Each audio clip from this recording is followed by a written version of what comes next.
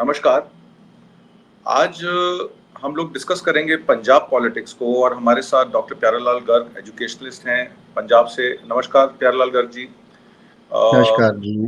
गर्ग साहब को कोई इंट्रोडक्शन की ज़रूरत नहीं है, जो पंजाबी सूबे को समझते हैं, जानते हैं, वो प्यारेलाल गर्ग जी को कहीं न कहीं पंजाबी चैनल्स में और देश के सभी प्रमुख चैनल्स में देख चुके हैं।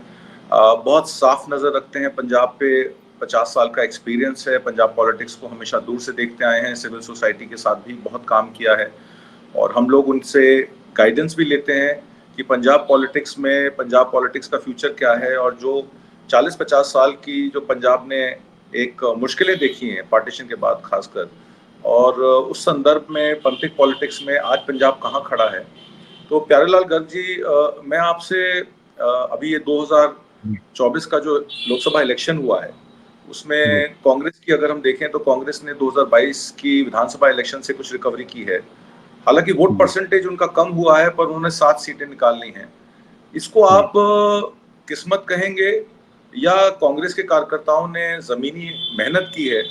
जैसे कि वड़िंग साहब, चरणजीत सिंह चन्नी का सबसे ज्यादा मार्जिन आया, उनका 1,74,000 के मार्जिन से वो जीते हैं। जी। जी। वड़िंग साहब जीते हैं। तो इस जी। तरीके की जो जीत है, इस जीत का श्रेय आप किसको देंगे? सुखजिंदर रंधावा भी उनके पार्टी के प्रेसिडेंट जो पहले रहे हैं और राजस्थान के प्रभारी भी रहे हैं। तो आपको क्या लगता है पंजाब पॉलिटिक्स में क्या कांग्रेस जो है अब कंसोलिडेट हो गई है और आने वाले समय में कांग्रेस जो है अपने आप वोट परसेंटेज को बढ़ाएगी? देखिए, पहली अगर दृष्टि से हम दृष्टि डालेंगे तो ऐसे लगेगा कि 7 सीटें इतने कम जो मुकाबले में जीत गई है कांग्रेस है, तो कुछ ना कुछ तो बात होगी। ऐसे तो हो नहीं सकता। एक दफा आप देखते हैं जो थोड़ी एक्सट्रीमिस्ट पॉलिटिक्स है वो सामने खड़ी थी उनके, और चाहे दोनों सीटें हारे भी तब भी एक सीट पे तो सेकंड ही रहे हैं। खडूर साहब में सेकंड आना कांग्रेस का कोई छोटी बात तो है नहीं है। उस रूप में भी जब इतना मुकाबला है और अकालियों की तो 87,000 वोट रहेगी, उसने 2 लाख जिगाने ली। तो उस रूप से जब हम देखते हैं ऐसे लगता है, लेकिन मेरे को जो पंजाब को मैं जब देखता हूँ मेरे को लगता है ये कांग्रेस की जीत नहीं है, पंजाब के लोगों की। तो लोग बहुत तंग आ गए थे। लोग अब आप पार्टी से पहले लोग कांग्रेस से बेजार हुए। कांग्रेस ने खुद अपने आप को हराया तब आप पार्टी आई थी, कांग्रेस लड़ती रही आपस में। अब फिर कांग्रेस ने अपने आप को हराने का फैसला किया हुआ था। जो प्रदेश कांग्रेस है इसमें कोई भी ऐसा कद्दावर लीडर नहीं है। जो जो है उनको आइसोलेट किया है, इसके पास अच्छे लीडर हैं। ये चन्नी साहब का आपने बात किया, चन्नी साहब ने कभी पार्टी के खिलाफ नहीं बोला। हालांकि आपने भाई को खड़ा कर लिया था, वो भी इंडिसिप्लिन था, खुद सीएम थे। पैदल खड़ा किया जीपी सिंह, जीपी के खिलाफ, जो आज फिर आप में चला गया था, उसका कैंडिडेट था और हारा फतेहगढ़ साहब से। राजेंद्र कौर बैठल जी हैं, बहुत ही अच्छे लीडर हैं, डिप्टी सीएम रहे हैं, सीएम रहे हैं। एक दिन भी मैंने उनको पार्टी के खिलाफ बात नहीं करते सर। जो इतने पुराने प्रधान हैं इनके, और पार्टी पाड़ा भी नहीं बदलते हैं। तो जो लोग इनके पास हो गए हैं, लेकिन कुछ लोग ऐसे हैं जैसे रंधावा जी हैं, सुखजिंदर सिंह रंधावा जी, वो कभी पार्टी के, मैं गुरदासपुर में रहा हूँ, मैं तो उनके फादर श्री संतोख सिंह जी रंधावा जी, वो अच्छे हमारा मिलते रहते थे, कादियों से भी, जागर सिंह शेखवान जी से भी, और जो कांग्रेस के खुशहाल बैद जी थे, सबसे ही हम मिलते थे। छोटा सिंह छोटे पर उनके जथेदार थे। लेकिन जो अब कांग्रेस का जो हाल है, जहाँ की ऑर्गेनाइजेशनली एक ही नहीं है, एक दूसरे से कोई इनकी नहीं। जो टिकट बांटने में कुछ लोग समझते हैं कि हमारी तो दिल्ली में चलती है, वो दिल्ली से टिकट ले आते हैं। सो अब कांग्रेस को क्या करना होगा? कांग्रेस ने यहाँ, अगर मैंने बोला भी था तब भी बोला था, सबको बोलता हूँ, कांग्रेस और आपका अलायंस हो जाता। कांग्रेस ने पहले बोला हमने अलायंस नहीं करना। अब दोष देते हैं कि आपने अलायंस से मना किया, आपने नहीं मना किया था। कांग्रेस ने मना किया, ओपनली किया, आपने टोटल इनडिसिप्लिन किया। दूसरा, कांग्रेस ने कोई रैली वगैरह नहीं की। नवजोत सिद्धू जैसे भी हैं, वो रैलियां कर रहे थे, उनको रोका। हरियाणा में शैलजा अपनी रैलियां करती थी, हुड्डा जी अपनी रैलियां करते थे, तो सुरजेवाला अपनियां करते थे। तो कोई नहीं रोकता था, क्योंकि जब लोगों में जाएगी तो कांग्रेस ना। यहाँ तो एक दौड़ ये रही कि भी 27 में सीएम कौन बनता है। अगर आप ऐसी छोटी सी बात, आपको पार्टी ऊपर नहीं है, आपको केवल अपना व्यक्तिगत ऊपर है। इससे मेरे को लगता है कहीं में पार्टी में थोड़ी, जो कांग्रेस पार्टी मैंने देखी है उसमें तो ऐसा होता था कि त्याग बड़ी बात थी। है, मैं सरदार बेन सिंह के पास पास बैठा था, जो चोट नहीं हो रही थी, उन बीमार थे, मेरे से इलाज लेते थे। होते थे। तो कांग्रेस भवन में मैं चला गया, तो उनके पास उनके कमरे में था, मैं छोटी सी बात इसीलिए सुना रहा हूँ। तो उनको मालूम था कि मैं कांग्रेस के साथ नहीं हूँ। तो मेरे को दवाई दवाई देने के बाद कहने लगे, डॉक्टर साहब मैंने दो चार फोन करने हैं अगर साहब जरूरी, अगर आप माइंड ना करें तो हम ऑफिस में बैठ जाएं जरा। क्योंकि उनको मालूम था कि ऑफिस में बैठने से इतराज कर सकते हैं, इतने सेंसिटिव थे वो। मैंने बोला कोई बात नहीं जी, ऐसा कोई मैं कोई ऐसा थोड़ा समझता हूँ, कांग्रेस को अछूत थोड़े समझता हूँ। तो हम बैठे वहां, उन्होंने जो फोन वोन किए कोई मिला नहीं। तो उन्होंने जो बात की, इंसाफ की बात, बाकी बातें छोड़ो, कहने लगे ये ना, अगर चोन हो गई, ये जो अफसर है शाही है, ये कोई काम नहीं करती, पंजाब में चाहे आग लगी, अगर चोन होगी। मैंने बोला ये ऐसा अफसर शाही का क्या कसूर है? नहीं नहीं गद्दी साहब, तो अब हम इनको सर कहते हैं, फिर ये हमें सर कहेंगे, ये कहाँ चाहेंगे कि चोन हो जाए? अब जब चोन होएगी, जो उन्होंने बोला वो मेरे को बहुत टच किया। कहने लगे अगर चोन होएगी जा तो अकाली जीतेंगे, जब हम जीतेंगे। उन्होंने ये नहीं कहा कि हम जीतेंगे, उन्होंने पहला कहा जहाँ अकाली जीतेंगे, जहाँ हम जीतेंगे। हाँ तो हम पॉलिटिशियन ना, तो फिर तो तवाजन बदल जाएगा। मतलब वो बहुत ही सियानत से बात कर बादल साहब से मैंने, लेकिन जो यंगर लीडरशिप आ रही है दोनों तरफ, उसमें शायद उतना ट्रमा, उतनी एकता, उतनी बात नहीं। एक तो बात ही है, सो कांग्रेस में लोगों की जीत है। हाँ, उनके कांग्रेस के जो कार्यकर्ता हैं, उन्होंने भी मेहनत की है। और दूसरा ये है कि पार्टी के भी, जैसे राजा वड़िंग को तो ये भाजपा जी चाहते थे कि वो जीते, क्योंकि वो अब प्रधान है, तो निश्चितली सीएम में तो फिर झगड़ा रहेगा। सुखजिंदर सिंह रंधावा जी, कांग्रेस का वैसे ही गुरदासपुर में बहुत वर्चस्व है, उनको पहले दिन से जाता था। जो औजला जी थे, मैं एक एक बात से एक एक लाइन में कर रहा हूँ, जो औजला जी थे, उनका हमें तो लगता था कि औजला जी की तो टक्कर ही अकालियों के साथ थी, क्योंकि अकालियों का जो कैंडिडेट था वो बीजेपी से आया था, उस पर कोई दाग नहीं था, अनिल जोशी जी थे। और वो हमारे डिपार्टमेंट में मंत्री रहे हैं। बीजेपी का अगर कोई मंत्री रैशनल, बगैर दूसरे के पॉलिटिक्स को सोचने वाले के विरोधी के बाद हक में भी बात कर सकते, वो सबसे ज्यादा अनिल जोशी थे, कि अब इंसाफ करना। इसलिए उनके ऊपर दाग भी नहीं था। और दूसरा उनके बैकग्राउंड था जो हिंदू वोट की हम बात कर सकते हैं, तो उस पे हमें लगता था कि उन दोनों की टक्कर है। जैसे हमें हमारा असेसमेंट था, चलो औजला जी ने जीतने की। जैसे आपने चन्नी साहब का बोला, चन्नी साहब ने तो पूरी इज्जत लगी को भी, एक उसका अपवाद के बाद जब मोदी जी कह गए कि जी हमें तो बिछ के जा रहा हूँ अपने सीएम को बोल देना। देखिए किसी को ना ताना देना, आप भी इतनी उम्र है आपकी, आप इतना, आपको तो पत्रकारों को तो बहुत विशाल होता है, ताना नहीं अच्छा होता। आवाज जो ताना बहुत बुरा लगता है। कहीं भी बात करनी हो, वाजपेयी साहब बात करते थे तो टिच्चर से बात करते थे, ताना नहीं बोलते थे। तो वो ताना दिया, तो फिर चन्नी साहब ने बोल दिया कि जी हमने तो बहुत प्रबंध किया था, हमारे वो गेस्ट हैं, और हमने तो आदरणीय हैं, हमने तो पूरा डीजीपी को मेरी ड्यूटी लगाई हुई थी, मैं भी मॉनिटर कर रहा था। लेकिन चलो कोई बात, उनके अपने वर्कर थे, अगर वहां थोड़ी देर रुकना भी पड़ गया उनकी अपनी मर्जी से, तो यार लोग तो इतना इतना रुकना पड़ रहा है, फिर क्या हो गया? तो आम लोगों को ऐसे लगा, जो चन्नी साहब को कई दफा ठीक भी नहीं मानते थे, कि यार ये तो अच्छी बात कर दी। क्योंकि लीडर को थोड़ी सी तहम्मुल होना जरूरी है। तो उस रूप में मैं एक एक सीट की नहीं जाऊंगा अब। तो पटियाला में भी हैंडल कर गए, नहीं तो पटियाला में तो धर्मवीर गांधी का हम मानते थे कि जीतेगा, लेकिन वो मार्जिन हमने देख ही लिया। सो इन्होंने गोवाया का भी जितना, उसका भी मार्जिन चाहे कम है।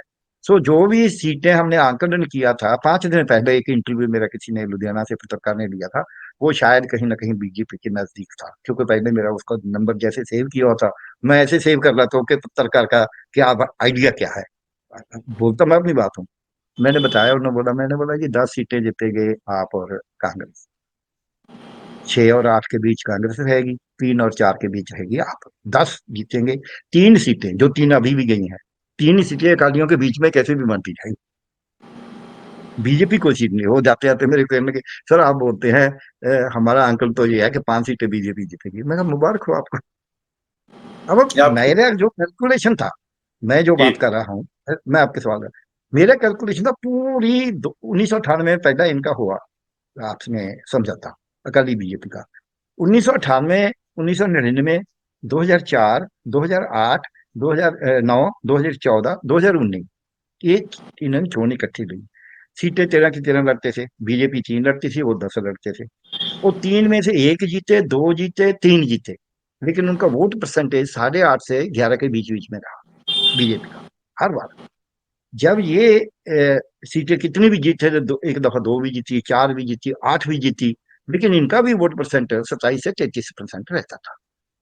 इतने लगातार पूरा चार्ट बनाए हुए मैंने। फिर 2022 में एक मौका आया जिसमें इन्होंने जुदा जुदा चुन ली। तो बीजेपी को 73 सीटों पे इन्होंने अपने उम्मीदवार खड़े किए। इसको 6.6% वोट मिली। अगर उसको 117 से गिनेंगे, 117 असेंबली सेगमेंट्स हैं हमारे, तो वो वही 9, 9.5, 10% बनती है। अकाली दल जो था उसने 94 पे अपने उम्मीदवार खड़े किए थे। तो उसमें 18.6% वोट दी थी। अगर उसको मल्टीप्लाई करेंगे, वो भी 23, 24% बनती है। ये था इनका वोट शेयर। अब बीजेपी ने वो 9, 9.5 से 18.56 लिया है। और जो अकाली दल है वो 23 से 13 पे आ गया है, 13.5 पे। जो कांग्रेस है उसका 30% वोट था, जो 26.30% आया है। 3% वोट घटा है, बहुत कम घटा है, ज्यादा नहीं घटा। आपका वोट 43% से 22 के मुकाबले वो 26 पे आ गया, 26.02। वो बहुत घटा है। अब क्यों? पहले वोट जो आप जीती थी वो फ्लोटिंग वोट के सहारे जीती थी।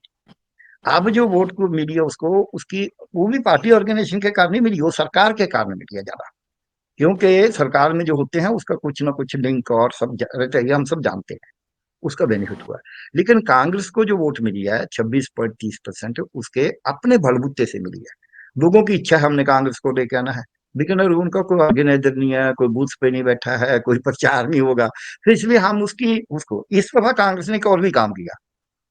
फरीदकोट में विष कहा रहे हैं, लेकिन फरीदकोट ने कांग्रेस ने जैतो में, फरीदकोट में, कोटकपूरा में अपने जो बूथ मैनेज करने वाले थे उनकी भी मीटिंगें करी, बड़ी बड़ी उनकी ट्रेनिंग करी। इसी तरह फतेहगढ़ साहब ने करी। सो उससे ऐसा लगा कि कांग्रेस ने थोड़ा हालांकि एक यूनिफाइड ट्रेनिंग नहीं हो पाई उनकी। अगर पंजाब में यूनिफाइड ट्रेनिंग करते तो जो थोड़ी वोटों पे, कम वोटों पे हारे हैं, वो जीत और भी सीट जीत सकते थे। कोई बात नहीं, चलो। अब जो हम देखते हैं पंजाब की हालात, अब पंजाब में ये हुआ क्यों? नहीं तो गिनती विनती तो सब लोग देख ही रहे हैं अखबारों में। हुआ इसलिए कि पंजाब को बीजेपी ने पोलराइज करने की कोशिश की है। और वो पहले तो लुक छिप के करते थे, अब सीधा करनी शुरू किया। अमित शाह जी यहाँ आए। अमित शाह जी लुधियाना में बोले, जी रवनीत बिट्टू तो मेरे 5 साल से मैं जानता हूँ, बहुत अच्छे हैं। और साथ में कहा क्या, हम बेअंत सिंह के कातलों को छोड़ेंगे नहीं। कहने का मतलब क्या था? संदेश मेरे से पूछा पत्रकारों ने, आप जैसे सीनियर वरिष्ठ जो जर्नलिस्ट हैं, कि डॉक्टर साहब क्या कहना है, तो तीन, एक तीर से तीन निशाने लगा के गए। एक तो वो ये कह गए सिख मास्टर्स को बोल गए कि देखिए आपके जो बंदी सिंह वगैरह रिहाई होने हैं ना, ये अकाली दल नहीं करवाएगा, इसलिए जो करवाएंगे उनके पास जाओ। दो सीटें हैं उसी रूप में। सिमरजीत सिंह मान को भी बहुत अच्छी वोट मिली है, तीसरे नंबर पे है वो संगरूर में। एक तो ये। दूसरा, वो ये बता गए हिंदुओं को, भी देखिए आपके राखे तो हम ही हैं, और कोई नहीं रख सकता। आपको तो ये खालिस्तानी भी खा जाएंगे। तो कादिर वक्त वो खालिस्तानी बोलते हैं उनको, चाहे कुछ भी है। तीसरा, वो श्रोमणी अकाली दल के बारे में कुछ भी नहीं बोले। ना तो मोदी साहब बोले, ना अमित शाह जी बोले। उससे लोगों के मन में शंका पड़ गई, भी ये तो जीत भी है तब भी बीजेपी के साथ जाएंगे। जो मन में लोगों के एक शंका, लोगों के जो पंजाब का जनमानस है, अकालियों का जो वोट बैंक है, वो बिल्कुल नहीं चाहता कि अकाली बीजेपी के साथ जाए।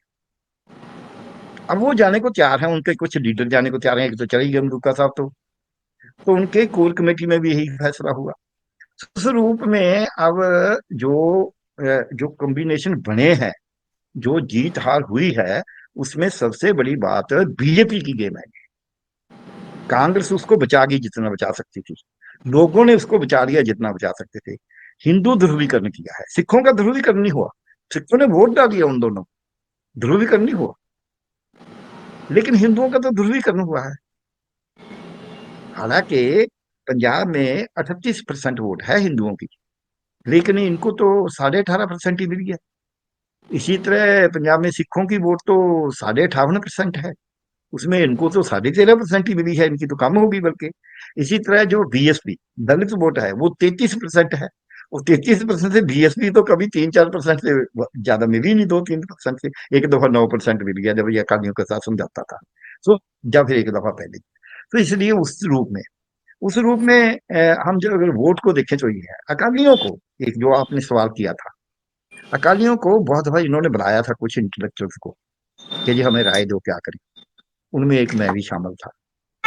तो बहुत से लोगों ने ये राय दी थी कि आपको अब ये सोचना चाहिए कि भी हम ना दुश्मनी पक्की नहीं रखते होते, ना ही रहनी चाहिए। अब कांग्रेस को इतना छूट मत मानो, आप देश की सोचने के लिए आपको रीथिंक करना होगा।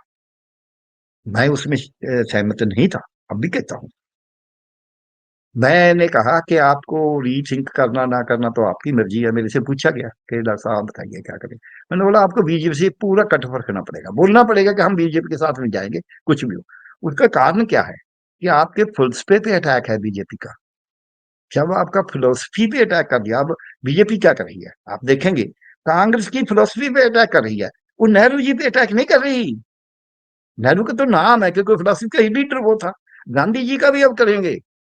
वो कांग्रेस की फिलोसफी पे जो एकता की है, जो अखंडता की है, जो सबको बराबर समझने वाली है, हर एक को कुछ ना कुछ मिलने का अधिकार। कोई कांग्रेस एंटी इंडस्ट्रियलिस्ट नहीं है, ना ही वो प्रो पुअर है, लेकिन वो एक बैलेंस से चलने वाली बात है। उसको उसको उस फिलोसफी को कि सभी लोग बराबर हैं, जात पात कोई कुछ नहीं। हालांकि कांग्रेस में भी बहुत से फिरका प्रस्त हैं, लेकिन कांग्रेस ऐसे पार्टी कभी स्टेज पे खड़ के ये नहीं बोलेगी कि हम हिंदुओं के हैं, जहां हम सिखों के हैं, जहां हम मुसलमानों के हैं। इसलिए वो बोलते रहते हैं मुसलमान तुष्टीकरण तुष्टीकरण। सो अब कांग्रेस ने री इन्वेंट किया है, देश लेवल पे तो री इन्वेंट कर दिया राहुल जी की यात्रा से। हमें तो लगा कि एक देश में एक नई जो कांग्रेस अब अपने आप को मुड़ खोज रही है, री इन्वेंट कर रही है। और वो महात्मा गांधी वाली कांग्रेस जो हमने, सच की खोज, महात्मा गांधी के कलेक्टेड वर्क्स जो बचपन से हम पढ़ते आए हैं, उससे नेहरू जी का जो हम discovery of India and letters to Indira Gandhi and all that हम पढ़ते आए हैं, तो उससे मेरे को लगा, एनबीटी ने जितना इतनी किताबें छापी, तो उससे लगा कि हाँ देश अब फिर उसी तरफ को जा रहा है जिस तरफ को हमें एक आजादी भी थी, अब दूसरी आजादी की दौड़ है। क्योंकि हम नई भ्रांतियां पैदा होगी और उससे इनको सफलता भी मिली है। लेकिन पंजाब में ना तो कांग्रेस ये काम कर पाई, ना अकाली कर पाए। आजादी की लड़ाई में तो अकाली और कांग्रेस इकट्ठे रहे हैं। आपको, मैं शायद दर्शकों को कुछ को मालूम हो, आपको तो होगा ही, ज्ञानी गुरबख्श सिंह मुसाफिर थे, आप मानेंगे? वो अकाल तख्त के जत्थेदार भी थे, वो कांग्रेसी भी थे, वो राइटर भी थे, वो पंजाब के कांग्रेस के सीएम रहे। ये एक कॉम्बिनेशन था पंजाब में। वो कॉम्बिनेशन कहीं ना कहीं जो एकता थी, वो कहीं ना कहीं टूट गई। उस रूप में अब कांग्रेस को भी रीइन्वेंट करना हुआ अपने आप को के लोगों में जाना है। केवल आप अपनी सीट की लड़ाई लड़ते रहेंगे तो कभी ना कभी आप आइसोलेट होंगे होंगे 27 में। आप भूल जाओ कि लोग आपको ऐसे हाथों पे उठा लेंगे। एक तो आपके जो हमला करने वाला है वो हिंदू सिखों बांटने में कोई कसर नहीं चलेगा, क्योंकि उसका तो काम ही ये है। मैं, मेरे को कहने में कोई झिझक नहीं है। हम बचपन में एक कहानी सुनते थे जी, कि दो औरतों का झगड़ा पड़ गया एक बच्चे के लिए। तो जब कोई फैसला नहीं हो रहा तो जो मुंसिफ था उसने बोला, अच्छा बच्चे के दो टोटे कर देते हैं, एक उसको दे देते हैं, एक उसको। आराम मंगवा लिया। जब बच्चे को चीरने लगे, जो असली माँ थी कहने लगी इसी को दे दो, इसको फाड़ो मत, चीरो मत। तो उसने बोला असली माँ ही है। जो हमारे देश के लोग हैं जिन्होंने आजादी लड़ी है, असली माँ तो वो है देश की, जो उसको फाड़ने वाले हैं। अब लेकिन हमें उसका ध्यान करना होगा। ऐसे तो हम उसको नहीं ना बोल सकते जाओ भाग जाओ हम नहीं करेंगे, ऐसे नहीं। तो इसलिए आज क्या जरूरत है, कांग्रेस को पंजाब में, क्योंकि आप पंजाब की बात कर रहे हैं, मैं पंजाब के सीमित करूंगा अपने आप को। तो पंजाब में कांग्रेस को वो री इन्वेंशन जो राहुल गांधी जी ने, कांग्रेस ने, खड़गे जी ने, प्रियंका जी ने, जहाँ और उनके लीडर हैं, कद्दावर लीडर हैं। आप जानते हैं कि 23G23 बन के राहुल गांधी को जीरो कर दिया था। वो बोलने लग गए थे अपोजिशन वाले कि कांग्रेस वाले तो टूट रहे थे। बड़े बड़े नेता चिदम्बरम जैसे अपने ये वो वकील जो क्या नाम है उनका, एजुकेशन मिनिस्टर रहे हैं, सब लोग ऐसे कर रहे थे। लेकिन उस यात्रा ने लोगों में भी, कांग्रेस पार्टी में भी एक कॉन्फिडेंस बिल्ड किया, मिनोरिटीज में भी, मेजोरिटी में भी। ऐसा नहीं है कि हिंदुओं में उससे कॉन्फिडेंस नहीं बिल्ड हुआ, लोगों में एक कॉन्फिडेंस बिल्ड हो गया कि यार हाँ, छोटा दुकानदार, रेडी वाला, रिक्शे वाला, छोटा इंडस्ट्रियलिस्ट है, छोटा व्यापारी, किसान, मजदूर, हैं, नौजवान, औरतें, इनको कुछ मिलेगा देश से। अब मिलना बंद हो गया था। अब उनको बख्शिश दी जा रही थी। उनका अपना स्वाभिमान खत्म हो रहा था। तो अब उनको लगा कि हमारा कोई ध्यान करने वाला है और हमें पार्टिसिपेट कराएंगे। वो राहुल जी ने एक नई पूरी दिशा देने की कोशिश की, और ये बहुत बहादुरी से कहा। जो पंजाब में भी, खैर पंजाब में कांग्रेस उस तरीके से कम्युनलाइज नहीं भी हुई है, ऐसे मैं कहने को तैयार हूँ, मेरे को कोई झिझक नहीं है। बल्कि कांग्रेस के जो सिख नेता हैं, कई दफा उन पे ये दोष लगा देते हैं लोग कि सिखों की तो बात ही नहीं करते, क्योंकि वो कम्युनल बात नहीं करते। कांग्रेस के सिख कम्युनल बात नहीं करते। इसमें ये एक इनकी दिक्कत है। इस बात को इनको पहचानना होगा। वो पहचानने में कहीं ना, दूसरे की एकता, एकता हम बचपन में देखते आए हैं। सो कांग्रेस को ये दो बातें करनी होगी, अपनी ऑर्गेनाइजेशन एकता, कलेक्टिव डिसीजन। एक ही डिसीजन लेता है, एक ऊपर से प्रभारी ला देते हैं, और बहुत से दोष लगते हैं कि प्रभारी इनके क्या करते हैं। मेरे को कहना नहीं चाहिए, दोष में सुनता रहता हूँ। तो इनको अपने प्रभारियों को और ये सब कुछ देखना होगा कि कांग्रेस की ऑर्गेनाइजेशन को कैसे तकड़ा करना है। चाहे वो यूथ कांग्रेस है, चाहे वो स्टूडेंट्स हैं, इनके एनएसयूआई है, चाहे कांग्रेस पार्टी है, चाहे वो कांग्रेस सेवा दल तो कहीं नजर ही नहीं आता। कांग्रेस सेवा दल पंजाब में तो बहुत जरूरत है। सो जो इनके ऐसे, अच्छा फिर दूसरी बात, ट्रेनिंग तो कभी ये करती नहीं। यहाँ किसी जमाने में इनका मुटार सेशन हुआ था चंडीगढ़ के पास ही है। तो उससे एक लोगों में जो, मैंने तो कभी सुना ही नहीं था पंजाब कांग्रेस का कोई अधिवेशन हुआ हो, कभी। पिछले 10 साल से, 15 साल से अधिवेशन नहीं हुआ। जब आपको कांग्रेस का कोई ऑर्गेनाइजेशनल, कोई फिलोसॉफिकल, कोई ट्रेनिंग उस रूप का कैंपेन नहीं लगाएंगे, उनके बंदे बनाए हुए हैं, ये हमारा यूथ का करेगा, ये ऐसा करेगा, वो दो चार व्यक्ति होते हैं, फिर व्यक्तियों पे निर्भर हो जाती है। आप मासेस पे निर्भर करो, कांग्रेस की ऑर्गेनाइजेशन नीचे तक लेके जाओ। अब मेरे को कई जगह से फोन आए कि जिनके पास तो बूथ लगाने के लिए बंदे नहीं है। चंडीगढ़ में मैं वोट डालने गया, चंडीगढ़ में बीजेपी के कैंप में बहुत कट था वॉलंटियर्स का, लोगों का नहीं, क्योंकि लोग तो नॉर्मली आजकल चंडीगढ़ में ना बूथ पे नहीं खड़े होते। पर लेकिन जो कांग्रेस का बूथ था, वो पॉश मार्केट है, उसमें सिर्फ एक लड़का बैठा था, एक उसकी सहायक सरदारी आया हुआ था, वो पानी पीने गया तो वो आया, दो बैठे थे बस, एक छोटा सा भेजना। चंडीगढ़ में अगर कांग्रेस का एक ऐसे मार्केट में, जहां से मतलब वोट मिलनी है, अगर उनका ऑर्गेनाइजेशन स्ट्रक्चर क्यों नहीं किया, क्योंकि व्यक्तिगत रहे, व्यक्ति के बजाय ये क्या कर रहा, दो गहरे एक तो इनको इकट्ठा। बकादियों की बात आपने की है, पंजाब में अब एक जो घटनाक्रम हुआ है आपने देखा ही है, जो कल का जो एयरपोर्ट पे जो है, ये पंजाब को एक पुश करने की, जो अमित शाह जी का भाषण था, वो भी यही इंडिकेशन थी।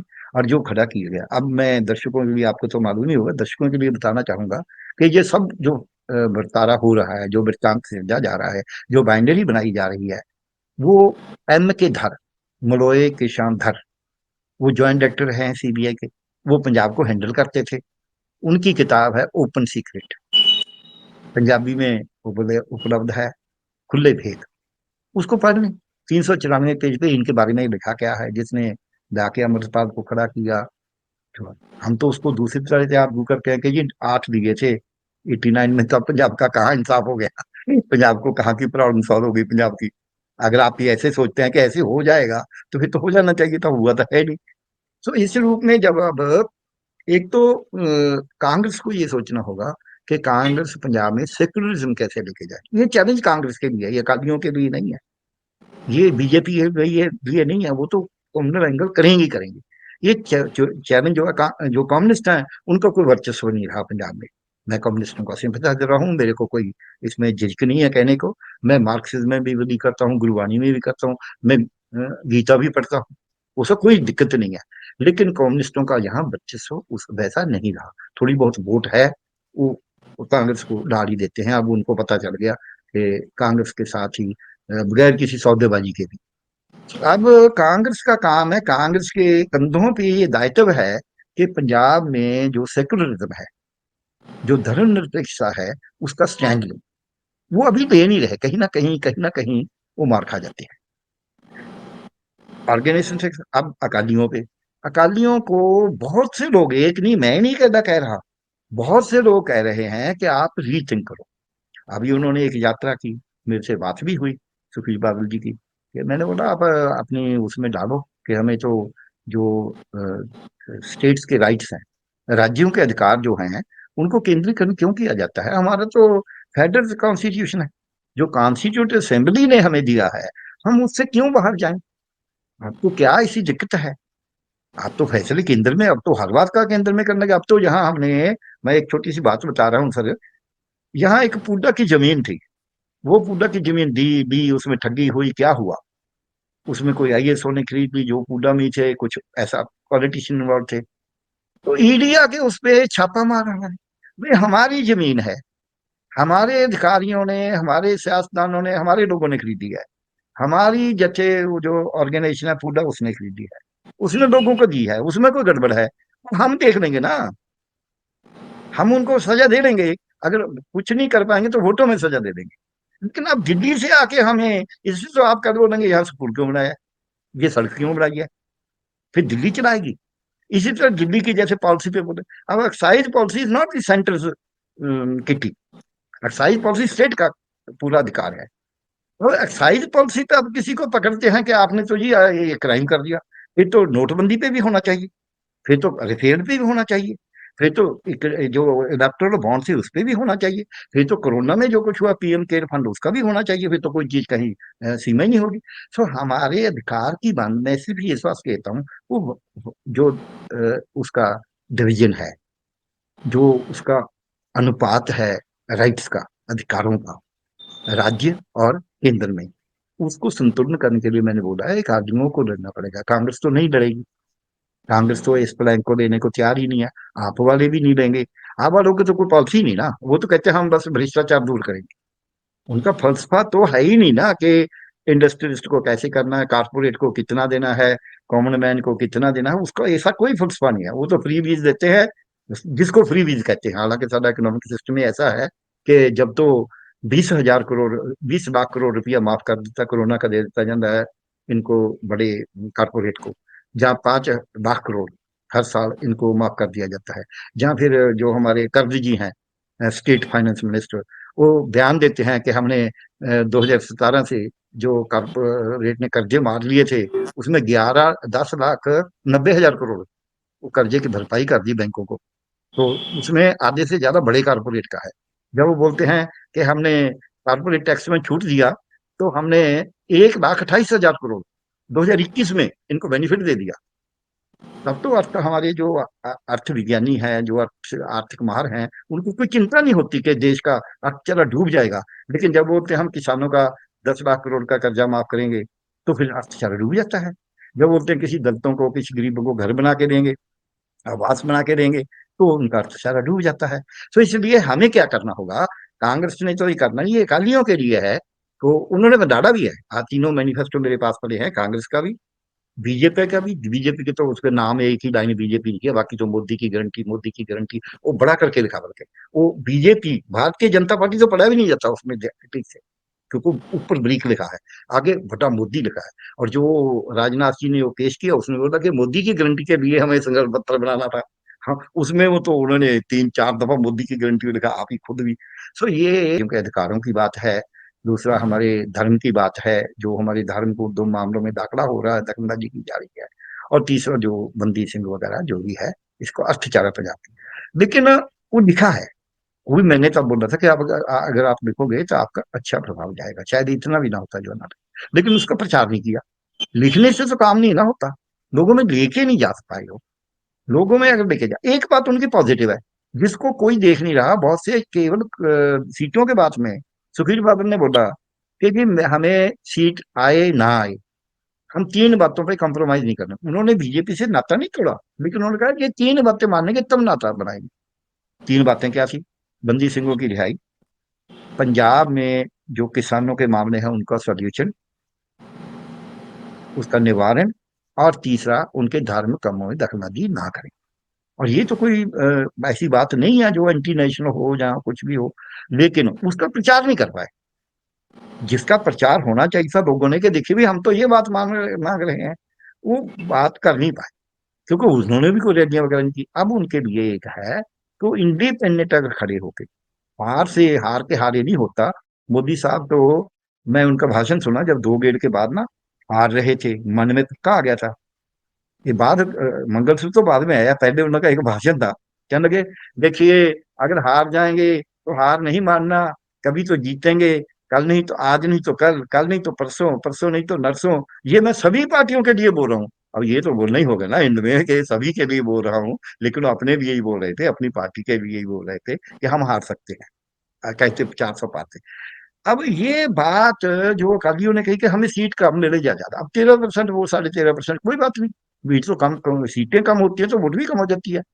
बीजेपी की तो 2 सीटें थी 1980 में, दो से वो तो कैसे कैसे भटकी गई। तो इसलिए अब 303 से 240 पे आ गई, वो भी हमें जानते हैं बहुत से लोग, मेरे पास डाटा पड़ा है कि 13% और इस समय वोट बढ़ी, तो पूरे के पूरे जब 6 बजे 8 बजे वोट जितनी है उसे 13% बढ़ाएंगे, तो यूपी में नहीं बढ़ी तो यूपी में सपना साफ हो गया। अब ये सही तो बात। इलेक्शन कमीशन नहीं ना बोल सकता कि जी चंडीगढ़ में तो हमें 10 घंटे चाहिए वोटें, 8 लाख वोटों का जो हिसाब किताब देने में, 7 लाख का, जहां 10-15 किलोमीटर में पूरा दायरा है।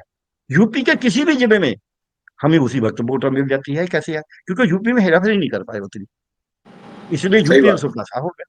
तो जी। लेकिन इसमें आंध्रा में 12.54% वोट बढ़ा दी, असम में 9.5% बढ़ा दी, सारे फेज में कैलकुलेट किया है। गुजरात में भी 4% बढ़ा दी। तमिलनाडु में वोट परसेंट बढ़ाने के लिए 9.72% वोट बढ़ा दी। कर्नाटका में 9%, 8.5% बढ़ा दी। राजस्थान में 5.5% बढ़ा दी। महाराष्ट्र में सारे फेज में, 5 के 5 फेज में करीब 9% के राउंड बढ़ा दी। अब फिर तो जीतने ही है, जितने नॉर्थ ईस्ट के राज हैं। अब माने कि लक्षद्वीप में हालांकि फिर भी नहीं जीत पाए, 25% बढ़ा दी। अब आप कैसे इलेक्शन कमिश्नर हैं जिसका रात को शाम को 6 बजे पोलिंग बंद हो गई, आप बोलते हैं यूपी में तो हमें बड़े दुर्गम इलाके से आ जाता है, वहां तो नेट चलता है, चंडीगढ़ में नेट नहीं चलता, इसमें 3 दिन लगेंगे। इससे मतलब कहीं शंके पैदा होते हैं। अब इन शंकों को कैसे, इन शंकों को हम अदालत से हल नहीं कर सकते, जाएंगे कोर्ट में तब भी हल नहीं होगा। हमने देख ही लिया, बल्कि कोर्ट से तो उनको हल्लाशेरी मिल गई कि ना तो जी आपको ईवीएम की कोई जिम्मेवारी है, ना आपने 17 फॉर्म डालना है, कोई जरूरत नहीं है। ठीक है। अब क्या है, अब ये लोग जो जिन्होंने अंग्रेज को निकाला था जैसी मूवमेंट से, उस मूवमेंट की जरूरत है, और मूवमेंट हमेशा पीसफुली सब सक्सेसफुल होती है। आज स्टेट जो है, मैं अकालियों के लिए इसलिए बोल रहा हूँ कि अकाली इसका पीस का दावेदार है। अकाली एक्सट्रीमिज्म नहीं करते। बीजेपी की अब ट्राई है कि एक्सट्रीमिस्ट एलिमेंट को तेज किया जाए। अब कंगना रनौत से की बोला, उस लड़की ने स्नैप किया, ठीक किया, गलत किया, उसमें जो भी हो उस पर कानून की कार्रवाई हो जाएगी। वो बोलते हैं जहां तो अतवाद आ रहा है, वो लड़की अतवाद की प्रतीक कैसे बन गई। एक्सट्रीमिज्म कहना पंजाब में, यही बातें अच्छी नहीं होती। अब मोदी जी कह रहे थे ये तो खालिस्तानी आ गए, इन्होंने एक विपिंग बॉय बना दिया कि उसको बस चाबुक मारो इसका। फिर आज अकालियों के लिए जो सेकुलर पॉलिटिक्स है, अकालियों की अपनी, सेकुलर मीन क्योंकि सिखिज्म तो सेकुलर है, लोग सिख सिख है वो, लेकिन वो मोस्ट सेकुलर है। मैं तो गुरबानी पढ़ता रहता हूँ, मैं तो उपासक हूँ गुरबानी का। तो सिख धर्म को लेके, सिख फलसफे को लेके, जो हर एक के लिए बराबरता की बात करता है, जात पात की बात नहीं करता, धर्म के नाम पे वितकरा नहीं करता, जो राजा जबर करेगा तो उसके खिलाफ बोलता है। और कोई धर्म राजे को रब का, भगवान का रूप मानता है बाकी धर्म, लेकिन ये धर्म राजे को रब का रूप नहीं मानता। अब एक बात मैं बोलता हूँ दर्शकों के लिए, वहां लिखा है, जे सिकदारी तिसे खुआरी चाकर के हे डरना, जे सिकदार पवे जंजीरी ता चाकर हथों मरना। वो कहने लगे गुरु साहब, गुरु नानक देव जी, कि जिसके सिर पे ताज है उसको चिंता होनी चाहिए लड़ाई में, उसकी ताज जाएगा। नौकर को लड़ने की डरने की क्या जरूरत है लड़ाई में, नौकर तो अगर जीत गया तो खुद राजा बन जाएगा, उसकी तो चेन टूटेगी। तो जी। इसलिए सिख सिख जो फलसफा है वो अकालियों के लिए जरूरी है कि वो उस सिख फलसफे, हमने 6 मिनट ऊपर हो गए, बस मैं बंद कर रहा हूँ, आप सवाल कर रहे हैं। अकालियों के लिए अब सेकुलर पॉलिटिक्स, मास पॉलिटिक्स की जरूरत है। हम भी उनसे जब भी बात करते हैं यही बात करते हैं कि भाई आप इसको मास पॉलिटिक्स में जाओ, इसमें कोई डिप्रेस होने की बात नहीं है कि 13% आया अब क्या करेंगे। बहुत से लोग कहेंगे जी इसकी लीडरशिप बदलने से कुछ नहीं होगा अकालियों में। अकालियों में मास मूवमेंट चलानी होगी, कांग्रेसियों को भी मूवमेंट चलानी होगी, पंजाब को रीजुविनेट करना होगा। एक मैं बेनती आपके माध्यम से लास्ट करनी चाहूंगा। हमारा एक, हमने एक बनाया हुआ है, पिंड बचाओ पंजाब बचाओ, गांव बचाओ पंजाब बचाओ, देश बचाओ। अब हमें उगल तो हो सकती है सामने, मतभेद हो सकते हैं। अगर हिस्टोरिकली जब मैं देखता हूँ पंजाब को, पंजाब में जो वेद, जो जितना अपना रामायण महाभारत, ये सब पंजाब में हुआ है। हड़प्पा मोहनजोदड़ो सभ्यता भी पंजाब में ही है, और गुरु ग्रंथ साहब भी पंजाब में हुआ है। तो पंजाब एक ऐसी इसकी ताकत है, भाले भी पंजाब से आए हैं। तो पंजाब ने आजादी की लड़ाई में भी हिस्सा, अगर पंजाब नहीं बचेगा, अगर पंजाब में टूट होगी, पंजाब में ही फिरके प्रस्ती होगी, धर्म के नाम पे पाड़ा डाल दिया सरकार ने किसी भी इंटरेस्ट के कारण, तो देश को भी बड़ा नुकसान होगा, देश भी नहीं बचेगा। देश की एकता तो तभी रहेगी जब लोग इकट्ठे हैं। महात्मा गांधी जी, पंडित जवाहरलाल नेहरू जी ने बोला था कि अगर आपने देश को इकट्ठा करना है तो जनता को इकट्ठा कर लो। अगर जनता पाड़ी रहेगी, कोई भी घर देखते हैं हम, कोई परिवार देखते हैं, कोई व्यापार देखते हैं, तो अगर उनके दो जो साझीदार हैं उनमें लड़ाई होगी, तो इकट्ठा तो रह ही नहीं सकता वो व्यापार। इसलिए मेरी तो ये निवेदन है कि एक तो केंद्र की जो भी शक्तियां हैं, जैसे भी, चाहे डीप स्टेट है, चाहे वो पॉलिटिकल पार्टियां हैं, उनके कोई भी हित हो, लेकिन उनके हित देश पे सर्वोपरि नहीं हो सकते। देश के हित सर्वोपरि रहेंगे। देश के हित के लिए पंजाब को भट्ठी में झोंकना छोड़ दें, इसको मत डिवाइड करें। पंजाब में सबसे ज्यादा सेकुलरिज्म है, और यह अगर ना होता तो 84 में यहाँ हिंदू एक भी नहीं बचता था। जैसे दिल्ली में इन्होंने किया ना, वो पंजाब में भी हो सकता था उल्टी तरफ से, नहीं हुआ। दूसरा, इनको चाहिए कि सिखों को हर रोज मेने मत दें। कोई गलती होगी, जो नौजवान गलती करता है, लड़का लड़की करता है, जोश में बहुत करते हैं, क्या हिंदू लड़के नहीं करते? उनको ऐसे मेने देके उनके आंख को मत मगा दे। उसमें गुरु साहब ने कहा है, ये जीवे पथ लथी जाए सब हराम जीता के खाए। अगर हमने अपनी रिस्पेक्ट गवा के जीना है, तो फिर हम जीना नहीं चाहें, ऐसा है। और हमने बहुत से, क्या पंजाबी में लिखा है कि उन लोगों का क्या लेना है जो एक तलवार ले के खड़े रहते हैं किसी दरबार के आगे, हैं वो तो उनका मन तो रो रहा होता है। ऐसे खाने खीरों की क्या जरूरत है, हम तो भूखे रह के गुजारा कर देंगे, लेकिन अपनी जी, आजादी नहीं छोड़े। आजादी तो जी, पशु पक्षी भी चाहते हैं। सो मेरी निवेदन ये है कि पंजाब बचेगा तो देश बचेगा। पंजाब का अपना महत्व है, बाकी सूबों का, राज्यों का अपना महत्व है, हर धर्म का। ये एक जैसे वंशवनता कुदरत में दी हुई है, हर चांस ये कुदरती है कि हमारा देश ही उतनी वंशवनता वाला है। बाकी देशों में आप देखेंगे इतनी वंशवनता नहीं है, ना धर्म की, ना जात की, ना बुद्धि की, ना अर्थशास्त्र चारे की, और ना ही धरती की विविधता जो है। सो इसको ऐसे बना रहने दिए। उसके लिए पंजाब बहुत जरूरी है, और पंजाब में अकालियों को सेकुलर मूवमेंट में ज्यादा अपना लोगों में जाना होगा, और कांग्रेस को अपनी ऑर्गेनाइजेशन स्ट्रेंथ को तगड़ा रखना होगा। ये जी। दो बातें और ट्रेनिंग करनी होगी, तब पंजाब अच्छा रहेगा। और दिल्ली को चाहिए, कोई भी हो वहां, दिल्ली को चाहिए पंजाब को एक सीमा से ज्यादा तंग मत कर। जी, बहुत-बहुत धन्यवाद डॉक्टर गर्ग जी। ब सवाल तो कई हैं।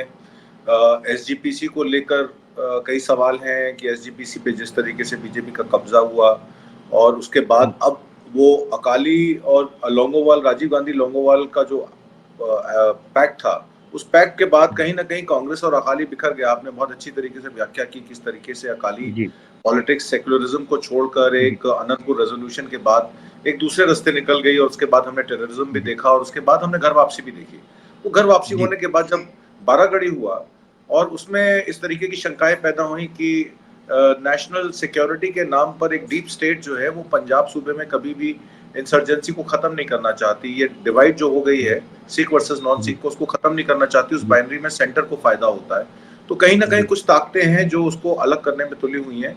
आज हमने इस श्रृंखला में पहले भाग में आपसे बातचीत की है, क्योंकि वक्त हो चला है। मैं अगले जी श्रृंखला में आपसे उस मुद्दे पे भी बात करूंगा कि इंसर्जेंसी और अब जो पोस्ट इंसर्जेंसी पंजाब है उसमें क्या जी चीजें हैं। आपने बहुत अच्छा मैसेज कांग्रेस और पंजाब के लिए दिया, कि अकालियों के लिए, कि कांग्रेस को ऑर्गेनाइजेशनल स्ट्रक्चर को मजबूत करना है, और अकालीस को भी एक मास मूवमेंट और एक सेकुलरिज्म की तरफ हाथ बढ़ाना है। पंजाब तभी मजबूत हो पाएगा, एक पार्टी से काम नहीं चलेगा, दोनों पार्टीज मिलकर काम करेंगी। तो इसमें स्टेट मजबूत होगी, स्टेट मजबूत होगी तो देश मजबूत होगा। इन्हीं जी। सब बातों के साथ मैं आपका धन्यवाद करता हूं, और अगली श्रृंखला में अगले 2 दिन के बाद हम लोग फिर इस पर रिकॉर्डिंग करेंगे। आपका बहुत बहुत धन्यवाद। नमस्कार।